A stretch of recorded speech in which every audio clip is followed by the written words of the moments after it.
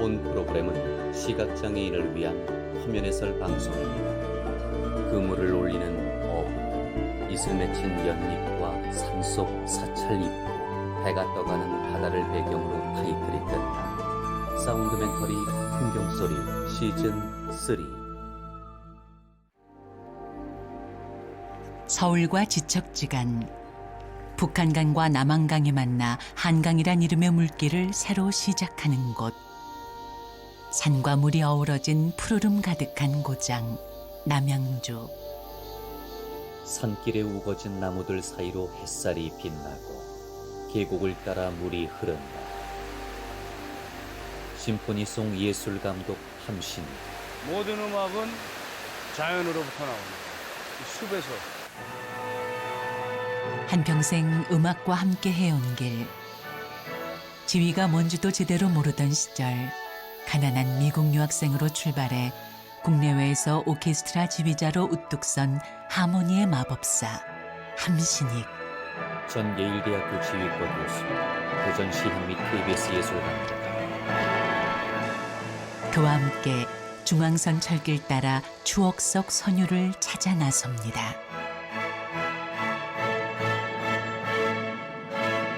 서브타이틀 중앙선 철길 따라 떠나는 남양주. 자막 충령산 자연휴양림, 경기도 남양주시 수동면. 가평군과 남양주시를 가르는 충령산. 이곳에서 시작되는 남양주는 나무로 뻗어 내려갑니다. 일렁이는 바람결 사이, 지푸른 초록잎 사이사이 온갖 생명의 노랫소리들이 반짝이는 곳. 햇살이 숲길 바닥에 자란 풀들을 비추고 계곡물이 바위를 타고 쏟아져 내린다.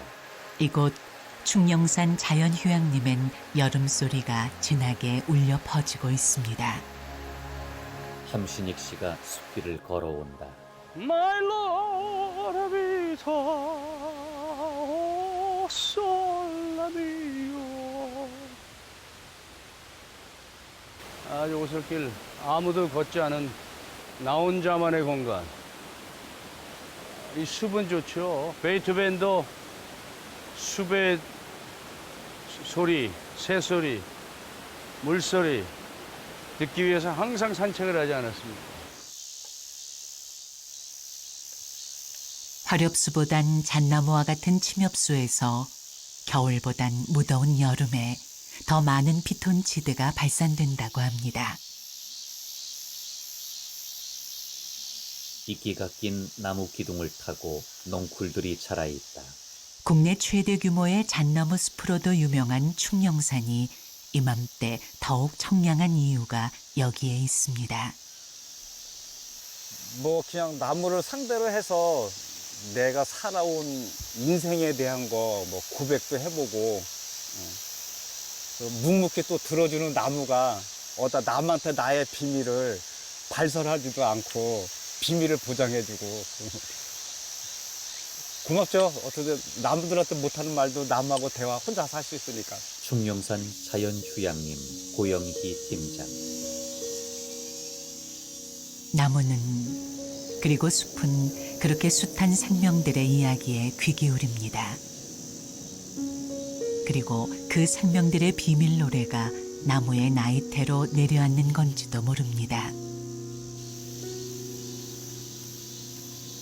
유난했던 올여름 장마는 전국 곳곳에 깊은 상처를 남겼지만 이 숲은 그 긴 비 덕분에 더 풍성해졌습니다.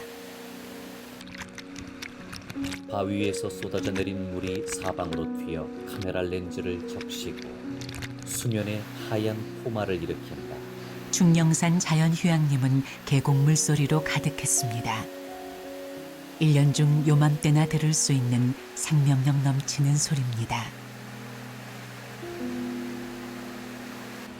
근데 이 폭포 같은 물이 어디서 내려와서 어디로 흘러가는 겁니까? 고영희 이 팀장. 물은 이제 원점은 시점이 이제 그 충령산하고 서리산 거기 이제 서리산. 사이에서 이제 그 정상에서 이제 내려왔고요. 이게 수동천하고 이제 대성리 쪽을 대성리 통해서 쪽으로.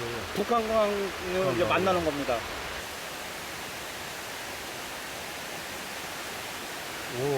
함신익 씨가 계곡을 따라 걷다가 물가로 다가가 세수를 한다. 맑고 시원한 바람과 투명하게 쏟아지는 물소리에 이끌려 계곡에 성큼 다가가니 무더위가 멀찍이 달아납니다. 계단식 바위를 타고 쏟아지는 물줄기. 야, 시원하다. 유독 소리에 예민한 지휘자 함신익. 지휘자로선 축복이지만 일상생활에선 많은 불편이 따릅니다. 잘 때 어떤 소리가 들려도 잠을 못 자는데 이런 자연의 소리는 엄청 시끄럽게도 잠이 잘 와. 빗소리, 천둥, 번개, 강아지, 벌레 소리, 꾀꼬리, 개구리. 아름다운 소리입니다. 아주 템포도 일정하고 물이 맑아 바위 표면이 부스란히 흐려다 보인다. 완전히 오케스트라예요. 계곡물이 잔잔하게 흐르다가 바위를 타고 떨어져 카메라 렌즈를 적신다. 그 풍경 위로 음악이 흐른다. 자막 베토벤 전원 교향곡 유박장.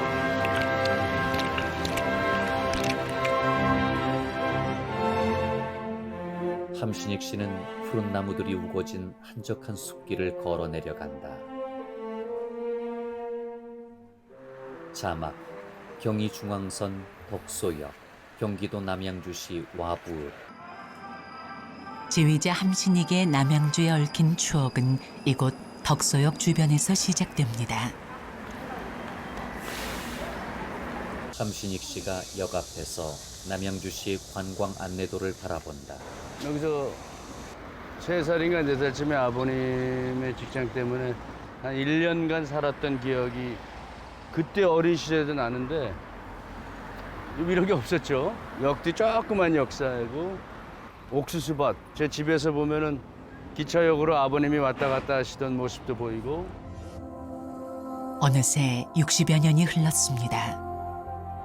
그 옛 모습을 조금이나마 더듬어 볼 수 있는 빛바랜 사진 속 덕서 주변은 그저 황량합니다. 달라지지 않은 건 유유히 흐르는 한강뿐인 듯합니다. 무인 발권기야. 1990년대 말까지도 청량리에서 기차를 타야만 올 수 있었던 곳. 하지만 이제 서울 어디서든 지하철만 타면 남양주는 물론 양평까지도 편하게 오갈 수 있습니다. 철길 플랫폼. 지휘자 함신익의 뇌리 속 가장 오래된 기억을 더듬어 가다 보면 옛 기차들이 선로 위로 쏟아내던 날카로운 기차 울음이 떠오릅니다. 내가 기억할 수 있는 거. 어머니 등에 엎여 있는 건 기억이 안 나고 사진을 봐서 하는데 이건 내 스스로 떠오를 수 있는 기억과 그 소리. 기억이 나죠. 여기 덕소는 잠시 있었지만 내 마음의 고향이고 이 남양주 이쪽 지방은 우연히도 내 많은 추억이 담긴.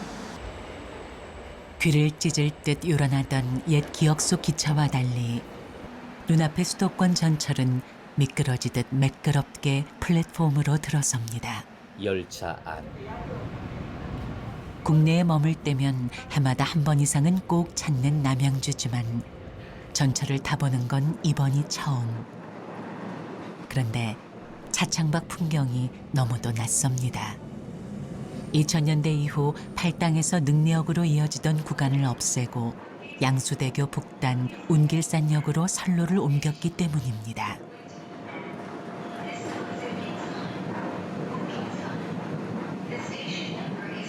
함신익 씨가 정거장에 내려 떠나는 열차에 손을 흔들며 걸음을 옮긴다.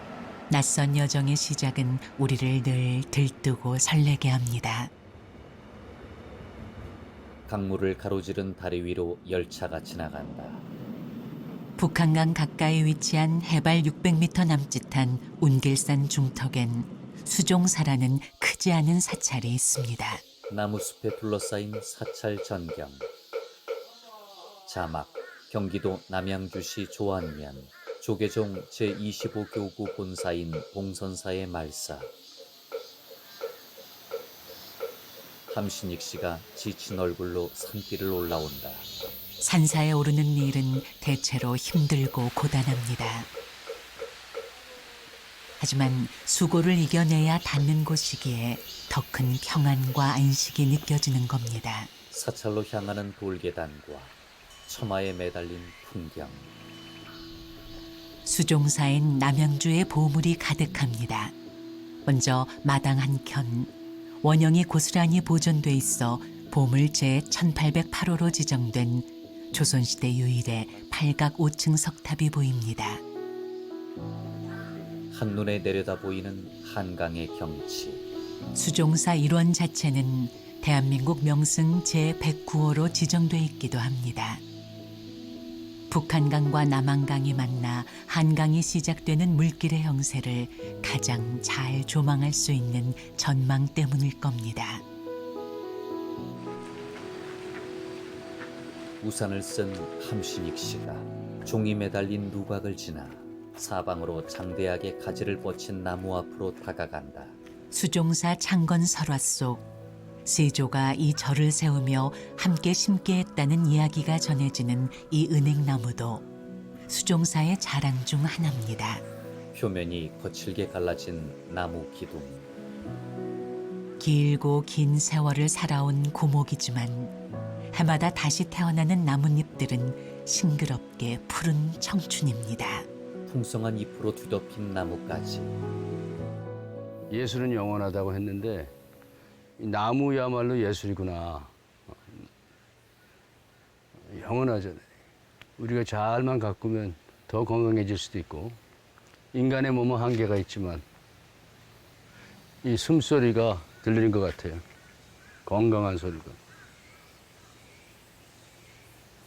그리고 초연하고 잠깐 있다 없어지는 그런 거에 일희일비 안 하고 묵묵하게 지켜나가는 그런 소리가 들린다.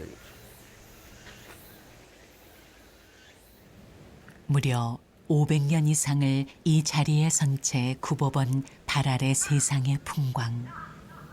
수종사 제1의 보물로 뽑기에 모자람이 없습니다. 난간 너머로 한강과 어우러진 도시가 내려다 보인다. 이쪽이 철길하고 옛날 다리인데 조금 보수했네. 옛날에 이 다리 하나만 달랑 있었는데 이제는 전철이 여기까지 오니까 많이 커졌죠. 이런 뷰는 처음이네. 조선 초기 학자이자 문장가로 유명한 서거정이 동방사찰 중 최고의 전망이라 극찬했다는 말에 절로 수긍이 가는 그야말로 절경입니다. 함신익 씨가 휴대폰 카메라로 사진을 찍고 걸음을 옮긴다. 마지막 보물은 수종사 한켠 무료로 운영 중인 다실 삼정원입니다. 밋밋한 듯 음식 본연의 향을 더욱 북돋는다는 이곳 약수로 우려낸 삼정원의 녹차 맛은 천하일품으로 손꼽힙니다. 그래서 무릎 꿇어야 되니까 이렇게. 아니요, 편하게 앉으십시오. 그냥, 예. 네, 편하게 앉으십시오. 보살이 함신익 씨와 나무 탁자 앞에 마주 앉아 차를 우린다. 무심한 듯 매끄럽게 이어지는 다도는 예로부터 마음을 다스리는 방편으로 널리 사랑받았습니다. 걸음망에 차를 따라 찌꺼기를 거른다. 고요함 속에 울리는 작은 닭이 소리들조차 마음을 가라앉혀주는 듯합니다. 차주전자 뚜껑을 한 손으로 누르고 잔에 차를 따른다. 다산 정약용 선생님하고요. 추사 김정희 선생님, 그리고 다성 초희 선사라고 계세요. 그 세 분이 차를 즐겨 마셨던 곳이 여기 삼정헌이에요. 네. 함신익 씨가 차를 마신다. 녹차는 우려내는 횟수에 따라 맛의 깊이와 향이 달라진다고 하죠. 그러네. 진짜 첫 번째는 조금 자극적이고 좀 남의 집 문 두들기는 느낌인데 이 두 번째 차는 내 집에 들어온 느낌이네. 아, 그렇습니까? 편하게. 표현을 그냥 편안하게 하시네요, 표현을. 그래. 보살이 다시 차를 따라준다. 감사합니다. 이게 제일 맛이 되니까. 쌉싸래하게 감도는 깊은 향을 천천히 음미하다 보면 부질없는 세상 시름이 흩어집니다. 함신익 씨가 천천히 차를 마시고 천장을 보며 맛을 음미한다. 우리나라 다도를 정립했다는 초이선사는 원래 남해 주변에 머문 것으로 알려져 있습니다. 그런 선사가 이곳 남양주까지 찾아온 이유, 바로 수종사지척에 그의 스승이 살고 있었기 때문입니다. 정약용 유적지. 강진에서의 긴 유배 생활 후 정약용이 말년을 마무리했다는 여유당. 양반 전유물에 부과했던 학문을 백성을 위해 쓰고자 한 다산의 정신이 배어 있습니다. 정약용 생가마당에 장독들이 놓여 있다. 함신익 씨는 산책로를 거닌다. 고급 문화의 대명사인 오케스트라를 트럭째 싣고 거리로 나가 대중 깊숙이 다가가고자 했던 지휘자 함신익. 함신익 씨가 벤치에 앉아 강을 바라보다가 바람개비 모양 조형물을 만져본다. 그는 남양주를 찾을 때면 이 일대를 꼭 들르곤 한답니다. 쇠로 만든 바람개비 조형물이 5개의 동그란 날개를 달고 뱅글뱅글 회전한다.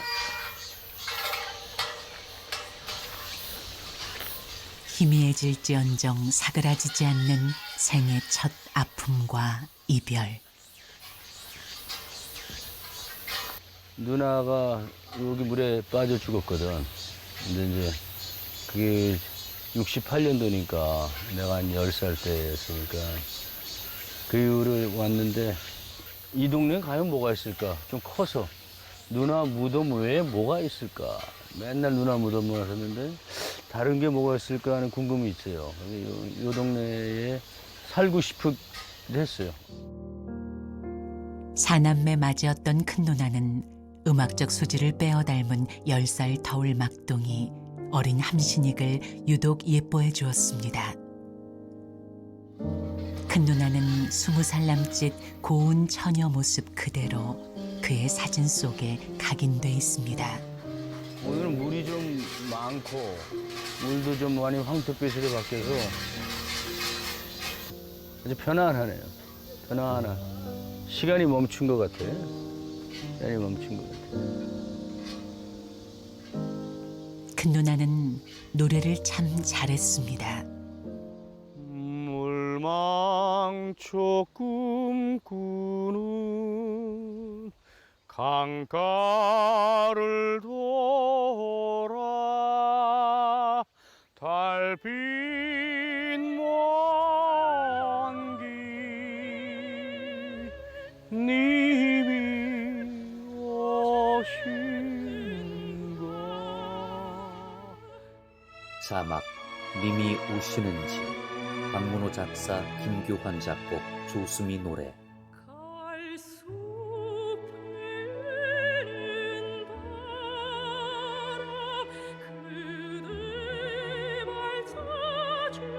잔잔하게 일렁이는 강물, 양산을 쓰고 걸어가는 관광객들, 뱅글뱅글 돌아가는 바람개비 조형물, 강을 바라보고 있는 함신익 씨의 뒷모습이 차례로 스쳐간다.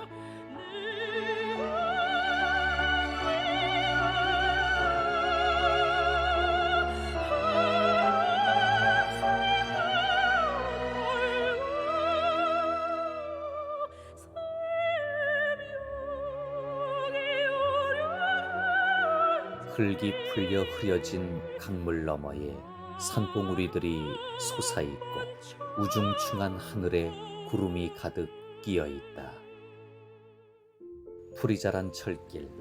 해마다 8월이면 누나의 기일을 맞아 온 가족이 함께 찾아오던 이곳. 바로 옛 중앙선 능내역입니다. 지금은 기억 속 누나처럼 옛 시절이 고스란히 박제돼 남아 있습니다. 허름한 역사에 낡은 간판이 걸려 있고 철길엔 레일바이크가 놓여 있다. 일부 흔적만 남긴 채 철로조차 끊어진 폐역은 색다른 감성을 쫓는 청춘들의 명소가 됐습니다. 관광객들이 사진을 찍는다. 박예슬 씨. 마을 주민들 왔다 갔다 다니면서 많은 그런 얘기도 하고 되게 담소 나눌 수 있는 그런 마을의 핫스팟인 것 같은데. 자전거들이 철길 앞 도로를 지나간다. 기차를 타고 오던 옛 시절과 달리 요즘 이곳은 수많은 자전거 동호인들의 필수 코스로도 큰 사랑을 받고 있습니다. 흑백 사진들이 걸린 역사 안에 매표소가 있다. 그 예전에 표를 여기서 사서 이제 나가는 여기가 대합실이었는데 표를 사서 가시고 여기 제가 옛날에 어렸을 때 사진이네요. 고무신 신고 마을 주민 조옥봉 씨. 탈당댐 막 공사하는 거 구경하러 우리 가족들이 구경하고 오면서 찍던 사진. 아마 67년도인가 그때 그 사진. 가족 사진과 아이들이 웃고 있는 사진. 이 사진은 이제 제가 친구들하고 역 뒤에서 놀던 그런 사진이에요. 아마 이 능내역 주변에 집이 하나도 없었어요. 이 시절이 아마 그 능내역 간역 시절이거든요. 그 옛날 동네 꼬맹이들에게 기차역은 놀이터이자 시계요, 더 큰 세상으로 향하는 통로였습니다. 조옥봉 씨. 전부지요. 삶의 전부였죠. 왜냐하면 저를 이제 가리키기 위해서 교통수단이 됐던 곳이고 또 그곳으로 인해서 지금 또 이제 삶의 터전이 됐잖아요. 지금 이곳으로 인해서 마을 공동체가 형성이 됐어요. 그래서 지금 자전거 도로가 지금 이어졌지만 그 마을 주민들이 이제 자전거 도로를 통해서 마을 소득 사업을 하고 있습니다. 한 생을 마감한 폐역은 남양주시와 마을 주민들의 노력 덕분에 또 다른 생을 시작하고 있습니다. 함신익 씨가 역사 안에 들어선다. 능내역을 찾는 이들은 역사 안으로 들어서는 순간 저절로 시간 여행을 떠나게 됩니다. 지휘자 함신익의 기억 속 능내역은 어떤 모습이었을까요? 여객 운임표가 걸려 있다. 이런 적막함. 여기는 아무 소리가 안 들렸어요. 제가 볼 때는 어떤 소리도 들리지 않고 고요함. 그런 데서 스며드는 그 외로움과 슬픔. 그런 게 가득 찬 역이죠. 근데 그게 어느 순간에 세월이 지나면서 그리움으로 바뀌더라고. 그러면서 내 음악 생활에 굉장히 중요한 요소가 되었지. 철없던 어린 소년의 감수성에 아련한 깊이를 더하고 지금껏 음악적 영감의 원천이 되는 누님. 예술은 그렇게 아픔과 시련을 양분 삼아 피어나는 결실입니다. 함신익 씨가 역사 앞에 놓인 의자에 앉아 길 건너 나무숲을 아련한 눈길로 바라본다. 뒤이어 안개 서린 푸른 산의 전경 위로 노래가 흐른다. 자막 저 구름 흘러가는 곳. 작사 김용호, 작곡 김동진, 노래 조수미. 푸르고 푸른 청춘의 빛. 아득한 추억이 되살아나는 곳.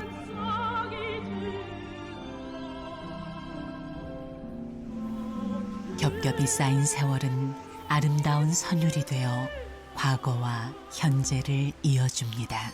함신익 씨가 역사 앞에서 휴대폰으로 사진을 찍는다.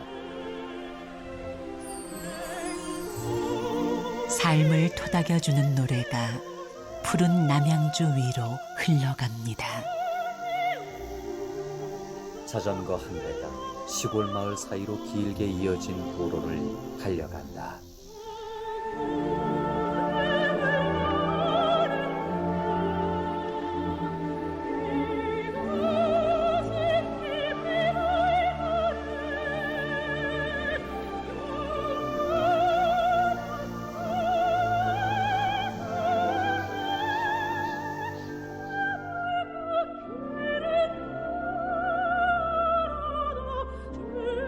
기획 KTV 국민방송.